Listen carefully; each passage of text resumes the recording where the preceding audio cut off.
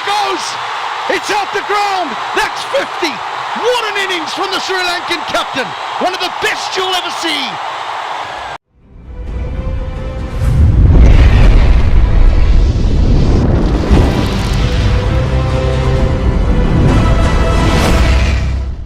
පල්ලිකැලේ යනු ග්ලේන් මැක්ස්වෙල්ගේ සිංහදේශයේ බලකොටුව බව නොරහසක්ය. එසේම තිලකරත්න දිල්ෂාන් යනු පිතිකරුවෙකු ලෙස 48ක් වැනි ඉහළ 20 පිතිකරණ සාමාන්‍යයක් රඳවාගෙන සිටි. පල්ලිකැලේ පිටියේ පත්තියම් වූ කෙරුමෙක්ය. එකල තිලකරත්න දිල්ෂාන් යන නාමය ලෝපුරා විචාරකයින් හැඳින්වූයේ පල්ලිකැලේ රජු ලෙසය. මන්ද ඒ තරම් වීරක්‍රියා ඔහු ඒ භූමි ප්‍රමාණයේදී පෙන්වා ඇත. මීට වසර කිහිපයකට පසු පල්ලිකැලේ රජුගේ පාළුව මකන්නට අද වන විට පල්ලිකැලේ හොල්මන් කරන සිංහ සෙයියාවෙන් වැජබෙන්නට ඔටුනු පැලැන්දු මාරාන්තික ප්‍රහාරකෙක් ලක ලෑස්ති වී ඇත්තේය. ඒ අන් කවරෙකු නොව දවසේ කතානායකයා වෙන දසුන් ශානකයන්ය. ජයග්‍රහණයන් 100ක් ලබා සැමරු ජයග්‍රහණයන් වලට වඩා ජයග්‍රහණය පෙනී ඇති තරඟ පරාජයේ අඳුරු සෙවණැලි වලින් වසා දමා කැංගරු හිත් කීතු කර දමන්නට සිංහයන් එදා සිට තවමත් රුසියෝය. දිනය 2022 ජූනි මස 11 වෙනිදාය. පසුදා විවේකී ඉරුදින විවේකීව සිටීමේ අරමුණෙන් සෙනසුරාදා සන්ධ්‍යාව වන විට පල්ලිකැලේ ක්‍රීඩාංගණය පිරී ඉතිරි යන්නේ කලක පටන් ක්‍රිකට් තරගයක අසිරිය විඳ ගැනීමට බැරි වූ ක්‍රිකට් ඉත්තෑවන්ගේ රෝග සුවපත් කර ගැනීමටය.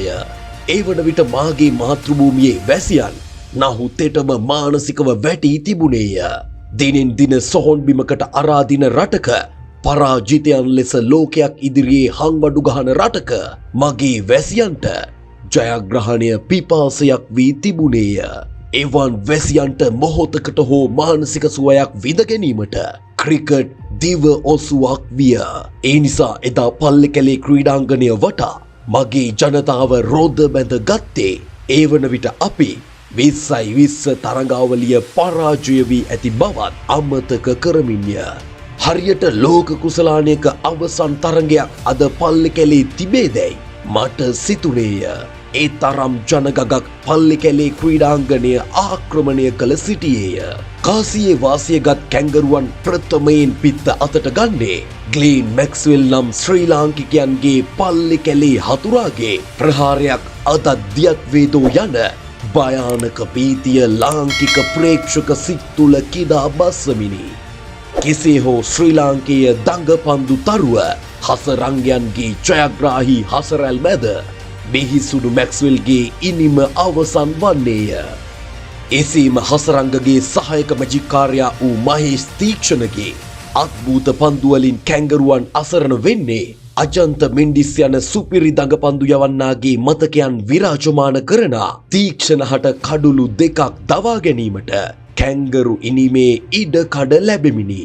කෙසේ හෝ ගුටි බැටදුන් කැංගරුවන් පන්දුවාර 20 අවසානයේ සිය ලකුණු පුවරුව 176ක ප්‍රබල තැනකට ගෙන ගියේය. විටකමය සිංහපෝතකයින්ට සිහිනයක් බඳු වන්නේ පෙර තරඟ ද්විත්වයේම ලකුණු 120ක් ලබා ගන්නට බැරි වූ පරාජිතයන් ලෙස සිටි සිංහයන් හට ලැබුණු ඉලක්කය මෙය වන බැවිනි. එහි අසීරු බව පෙන්වමින් දවසින් දවස දෙන අවස්ථාවලට පයින් ගසනා ගුණතිලකයන් මුළු ලකුණු සංඛ්‍යාව 25ක්ව තිබියදී පිටියෙන් ඉවත් වී යන්නේ නැවත වරක් සුපුරුදු පරිදි සියල්ලෝම අමාරුවේ දමමිනි. එසේම හේසල්වුඩ් වන එරට ප්‍රබලයා තරඟාවලිය පුරාම සිංහයන්ගේ බීතිකාවක් විය.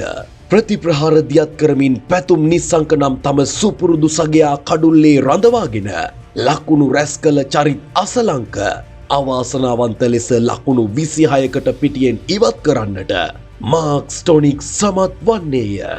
එසේම ආරම්භයේ සිට කඩුල්ලේ පැලවෙමින් පැත්තක් අරක්ගෙන සිටි වර්තමානයේ ශ්‍රී ලංකාව සතු හොඳම පිතිකරුවා වූ පැතුම් නිස්සංක සිය සහෝදරයා නැසී ගිය ස්ටොනික්ගේ අතින්ම තමාද අවාසනාවන්ත ලෙස නැසී යන්නේ ලක් අම්මා දැඩි ප්‍රශ්නයකට බාර කරමින්ය.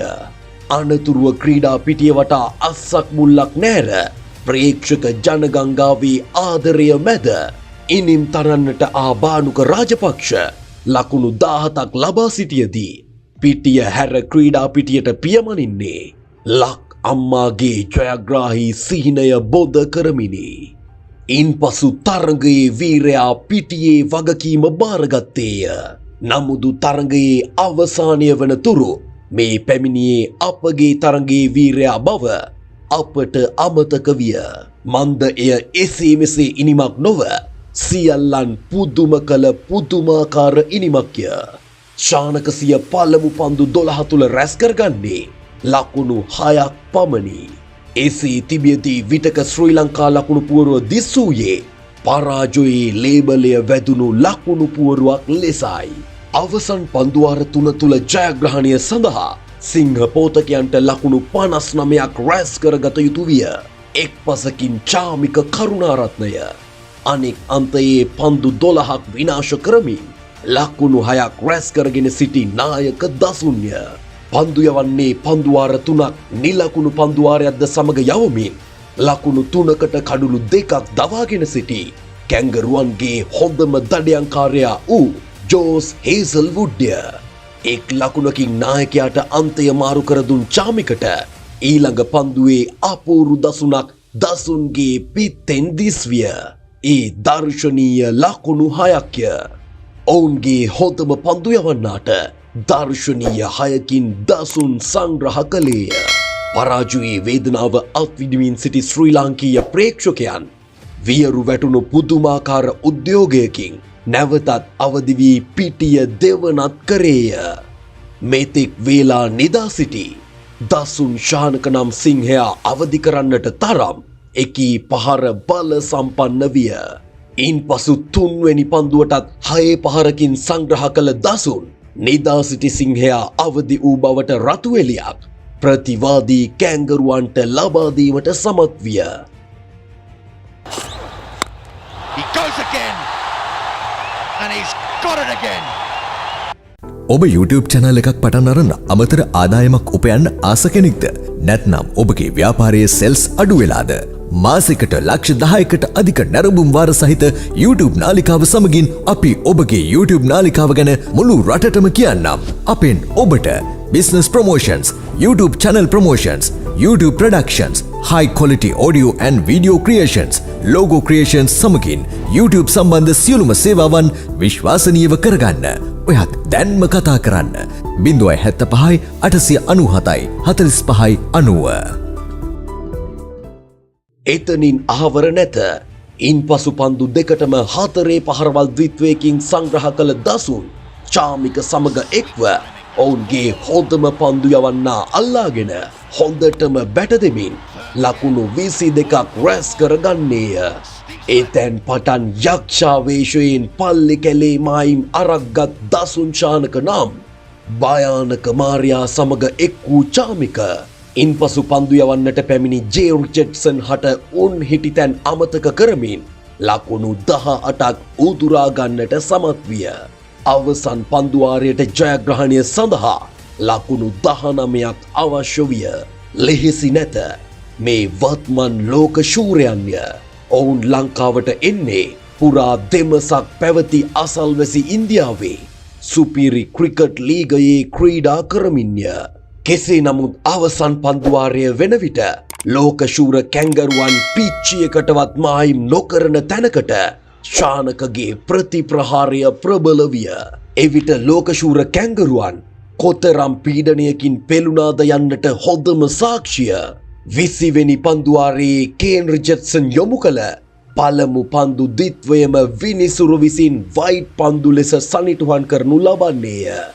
අනතුරුව අවසන් පන්දුවාරයේ නිල පළමු පන්දු දිත්වයට එක ලකුණ බැගින් ලබාගත් සිංහ පෝතකයන්ට අවසන් පන්දු 4ට ජයග්‍රහණය සඳහා ලකුණු 15ක් අවශ්‍ය විය.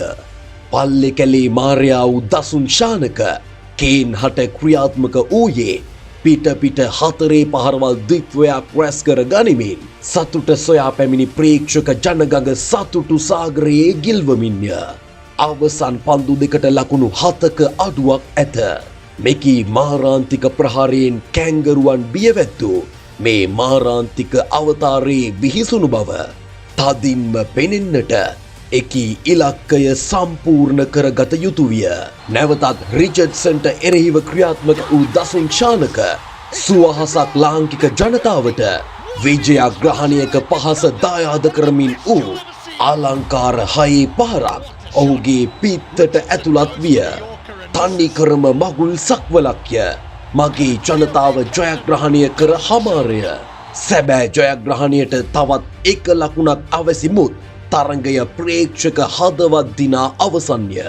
අවසන් පන්දුවට වයිට් පන්දුවකින් ජයග්‍රහණය පිරිනැමූ කේන් මගේ මාතාවට අමරණීය ජයග්‍රහණයක් ලබා දුන්හ. දසුන් ශානක නම් පල්ලෙ කැලේ මාරයාගේ බිහිසුණු අත්දැකීම පුරා පන්දු 25ක් වටා ගෙතුණු අතර නොදැවී ලකුණු 54කින් ඔහුගේ කතාව නිමා කරන්නේ පරාජය පෙනී පෙනී කඳුලින් තෙත් වූ දෑස්වලට සතුටු කඳුළු පොම්ප කරමින්ය. මෙය විටක ශානකහට ලැබිය යුතු ඉනිමක්ය. පෞද්ගලිකව ඔහුටත් මෙවන් ජයග්‍රාහී ඉනිමක පිපාසයෙන් පෙළුණේය. එසේම කලකට පෙර පින් කැප්ටන් නමින් ඔහුව හංවඩු ගැසූ ඇත්තන්ටද සැබවින්ම ඔහු පින් කැප්ටන්ය. දවසින් දවස අමු සොහොනක් වෙන අපේ ජීවිත මොහොතකට සුවපත් කරන්නට දසුන් ශානක නම් නායකයා සමත් විය. ඔහුට ඒ පිනම ඇත. මා ක්‍රිකට් තරඟ අසීමිතව බලන්නට ඇත. මන්ද මාමෙන්ම මෙරට බොහෝ වැසියන්ගේ ලේවල එය කකියන උනක්ය. එකී උන පරම්පරාවෙන් පරම්පරාවට ආවේ උත්පත්තියෙන්මය.